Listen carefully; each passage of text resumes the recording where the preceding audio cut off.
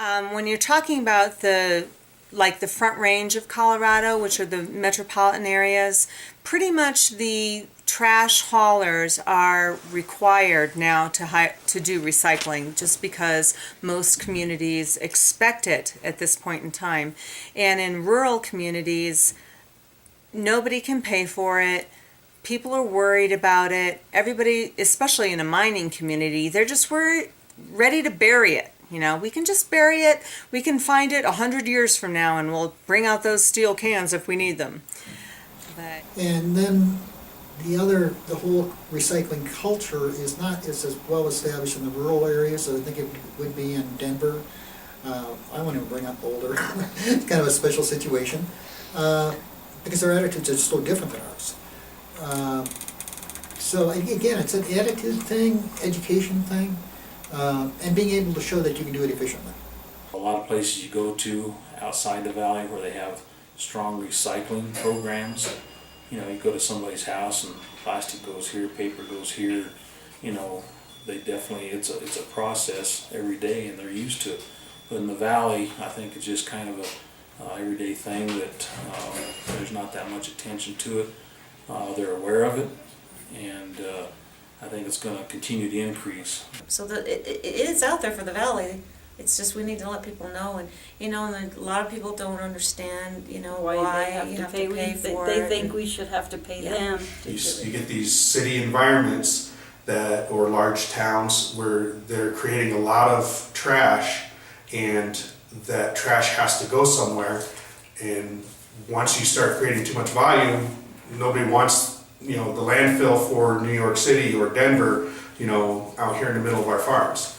So in some areas, it's actually been required to go and recycle.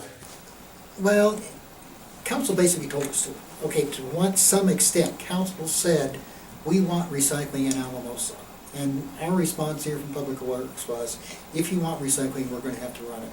Again, and determine, if we're going to have a sustainable program here, it needs something where you've got an organization behind it that's going to have continuity throughout. You can't depend just on volunteers. Volunteers are great, don't misunderstand me. But it's hard for volunteers to sustain an effort over a multi-year program. And if the only funding source you have is what you get from grants and what you get from materials, that's really tough to do. You're never going to get any kind of good rate of recycling. If the programs are here today, gone tomorrow, and then they change locations, they start over again, those types of things. So, but we've got a program right now, we're doing 650 tons or so a year of recyclable materials that otherwise go to the landfill. Volunteers, again, trying to have a sustainable program over a year's time frame, that's just really, really difficult. In the year 2007, my daughter and I were coming down for the summer because she was going to perform with the Creede Repertory Theater during the summer. And we already owned this little house, and so a friend of mine who does recycling in Boulder said, well, why don't you see if anybody else wants to recycle? And so I put it out to some of my friends, and after a week, I had 1,000 pounds of recycling, and I had to buy a trailer. And that's how it all started. And then, I didn't realize what a huge, huge project it was going to be, but then it's got a life of its own, and it just keeps moving ever onward, and now I can't let it go.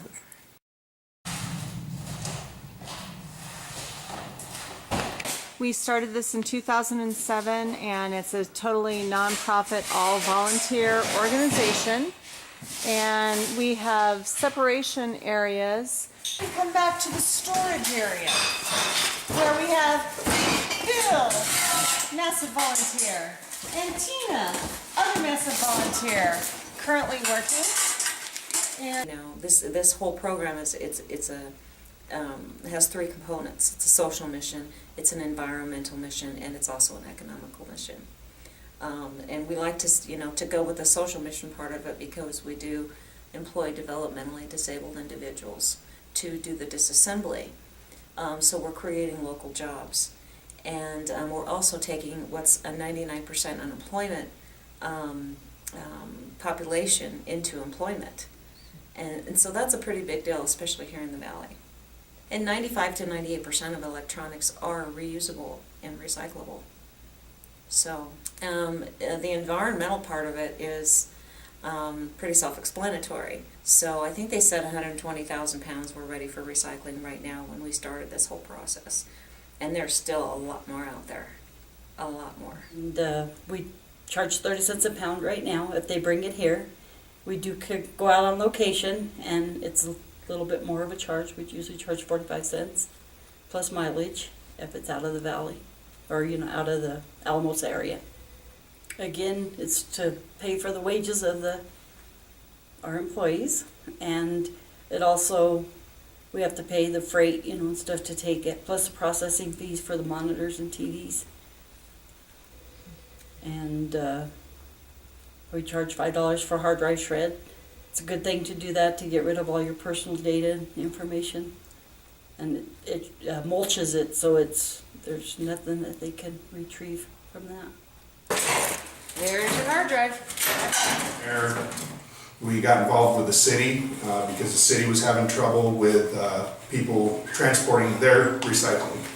So we started off helping them out, and once we increased their revenue, we just continued doing it for them in order to help the city keep their recycling programs running smoother. From there, I'm a businessman, so just everything I do is always, how do we add to it and add to it. So now we've started doing things like helping the High Valley Community Center and picking up cardboard at local businesses that hadn't been recycling already, trying to increase the number of people recycling. And at that point, we're where we are now.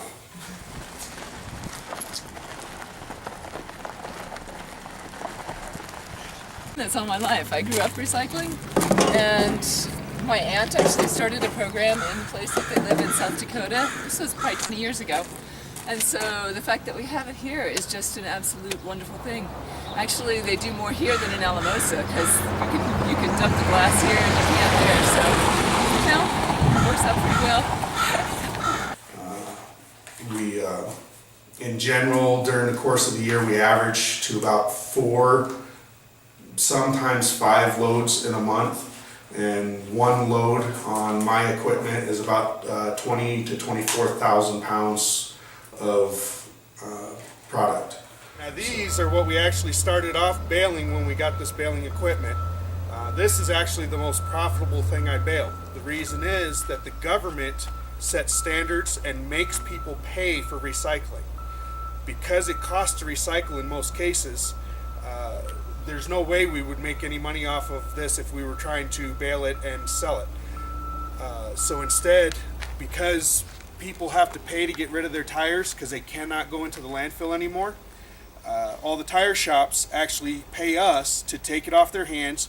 We turn them into bales, and then in most cases, we are either donating the bales or selling the bales for a very small amount, like $5 or $10 a piece, to different types of projects that they can go into.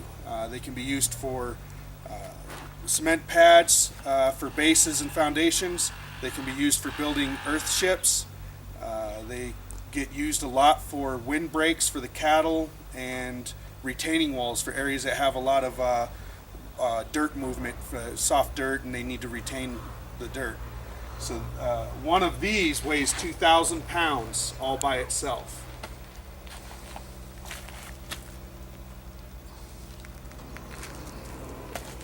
Any rural area, but someplace like this in particular, landfill space is not expensive here compared to Illinois, because I was involved in something over there. Our landfill costs are probably 10% of what they're paying in many places. So the perceived need for recycling is not as much. Now, saving landfill space is only one of the advantages of recycling, obviously. If we can reduce our trash, even in the valley here, going out to our regional landfill by 20%, then that's 20% longer that landfill is going to last before we have to find and build another one. And there's So- still a lot more out there, a lot more. And the landfills have not actually started completely turning people down because The Senate bill goes into effect, Senate Bill 133 goes into effect July 1st of this year, where we can no longer put our electronics in the landfills. So that right there is going to be, where are people going to take them? There's going to be people out there that are advertising for free.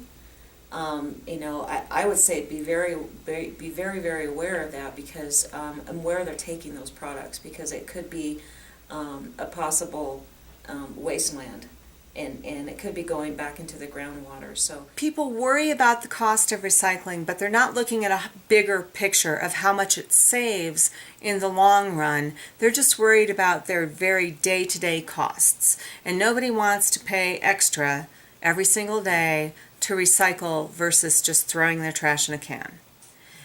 But landfills can't last forever. Actually, my first serious experience with it, I was living in Germany. And so you have to recycle in Germany. I mean, it's law. So we got used to it there. Because otherwise it's just going to go in a landfill, and that's criminal. We serve the entire San Luis Valley, 6 counties. And that's one of the reasons it's called the Regional Landfill Solid Waste Authority. And Rio Grande County and Alamosa County started the process working together.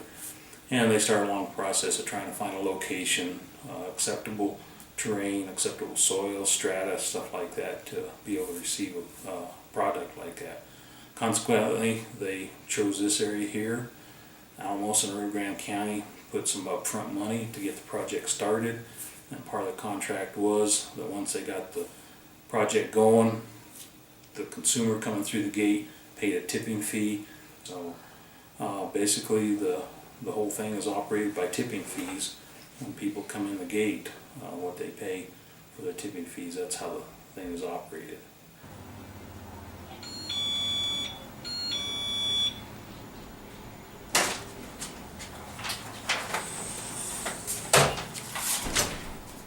You go back and look at the number of sites that were closed when this one came into effect, and you're probably looking at better than 15 different sites across the valley that was closed up. And back then, they were probably called dumps, because that's what went into them, was everything.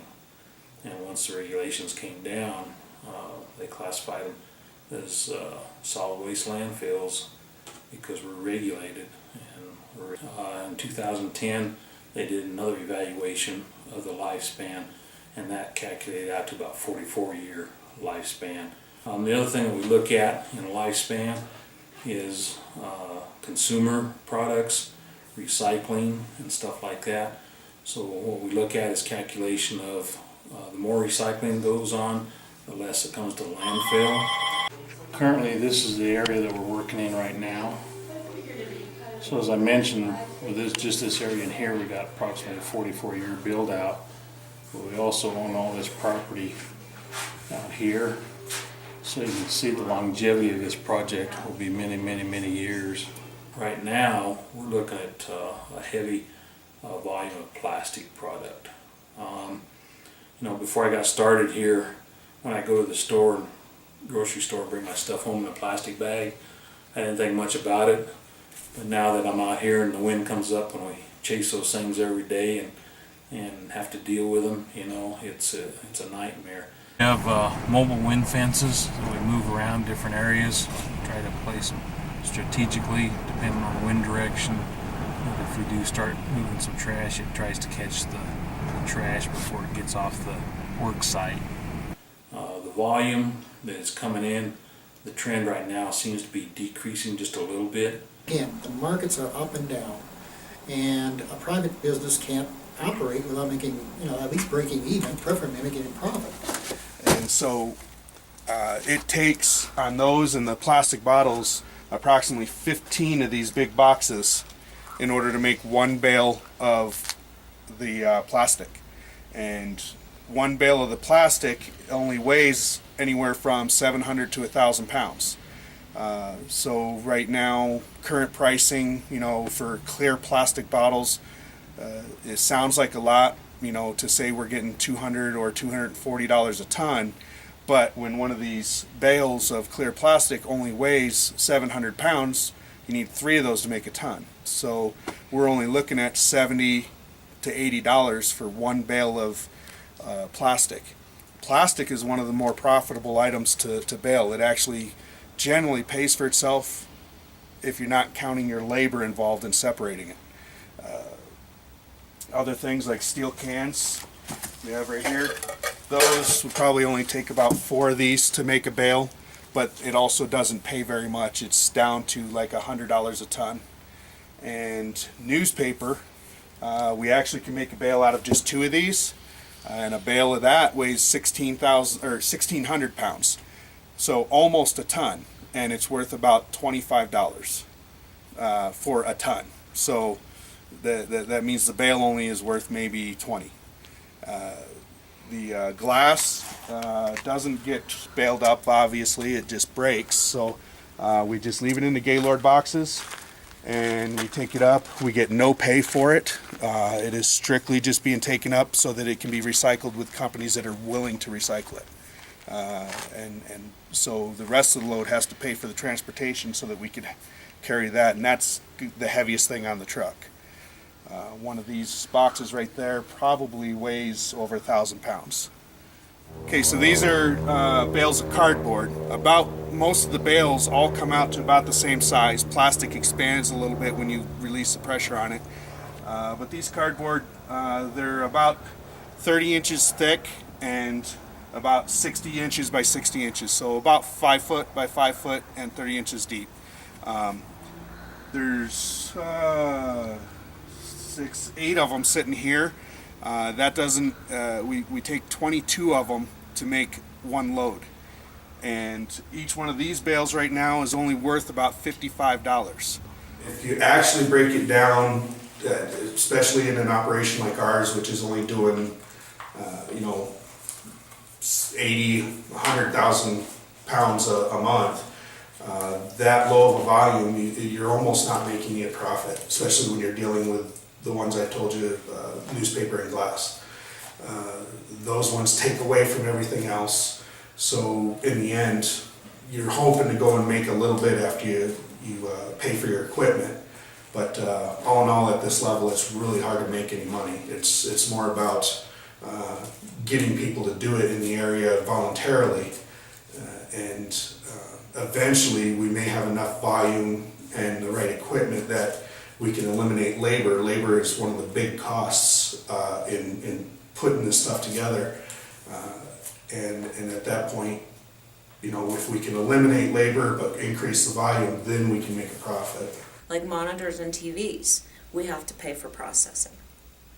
But other things we could get paid for, like processors and motherboards. So it all, comes out in the wash at this point. It's not much, there's not much leverage, not much profit margin in recycling, unless you're doing it in a higher bulk and unless you're doing it in a consistent manner that you've been doing it for a while.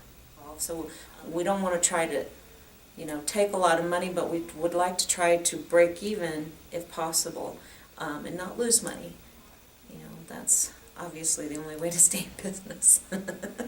Right now, I've got one full-time person working down there full-time, I've got one person working down there part-time.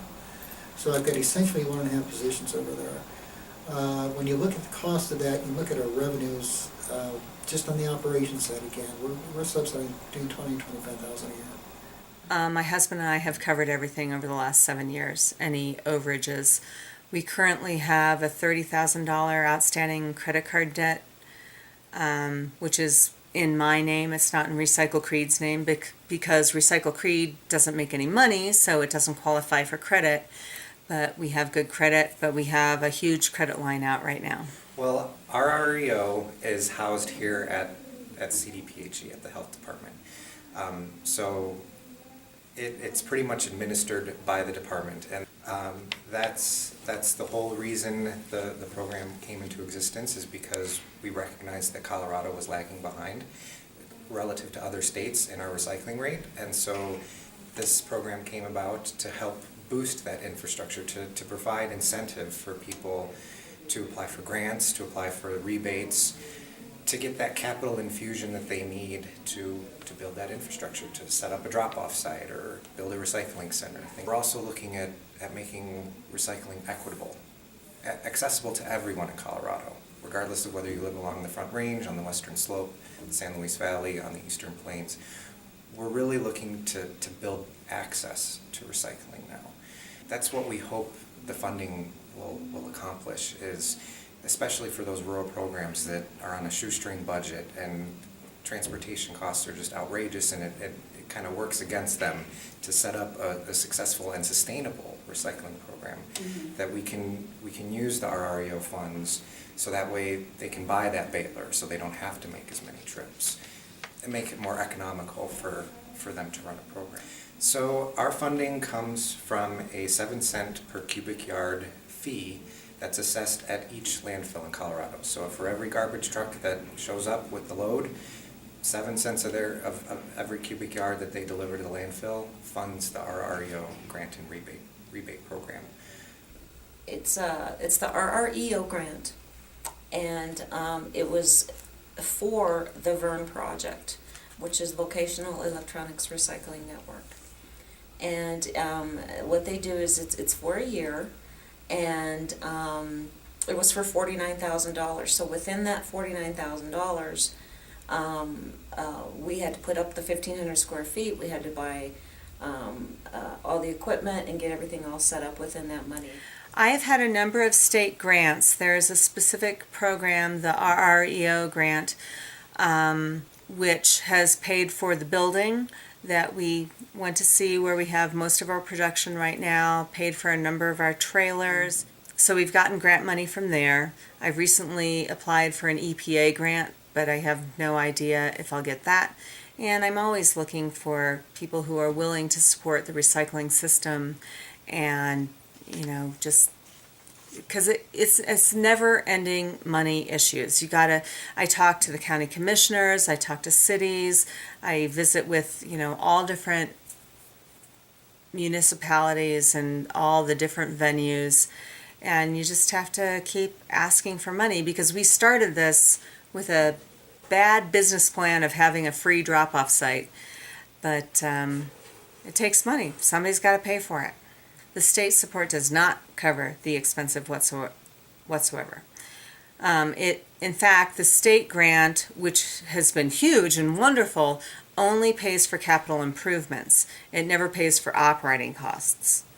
So it's always operating costs that we're looking to cover, because fuel, people's time, things like that have to be covered. Although, we're all volunteers, but still, every once in a while it's nice to take people out to lunch because they just worked their butts off for the last 10 hours. So one of the things that the RREO program is trying to do now is emphasize what we're calling the hub and spoke model.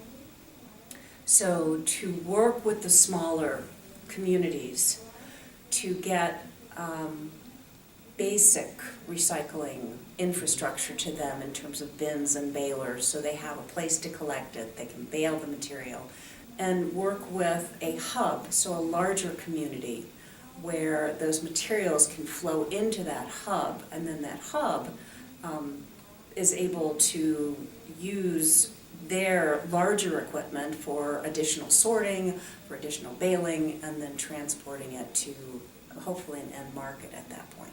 The state of Colorado is really working towards a hub and spoke program like they have in New Mexico right now. So in New Mexico, they got a very large federal grant where they set up a hub and spoke program so that all sorts of little tiny communities could have drop-off centers or actually baling centers and other things like that, and then move them gradually to the bigger centers for transportation. Because it's a hub and a spoke program.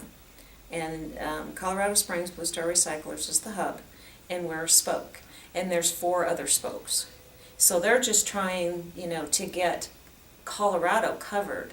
Currently, all of our materials are going to Colorado Springs. We used to have to split it up, and some of it went to Albuquerque, some of it went to Colorado Springs, but now we have facilities for all of our products in Colorado Springs. Colorado lags seriously overall in the United States. The overall ratio in the whole United States is 30%. 30% of recyclable items get recycled. But we've got to do a lot of marketing, and education is so important.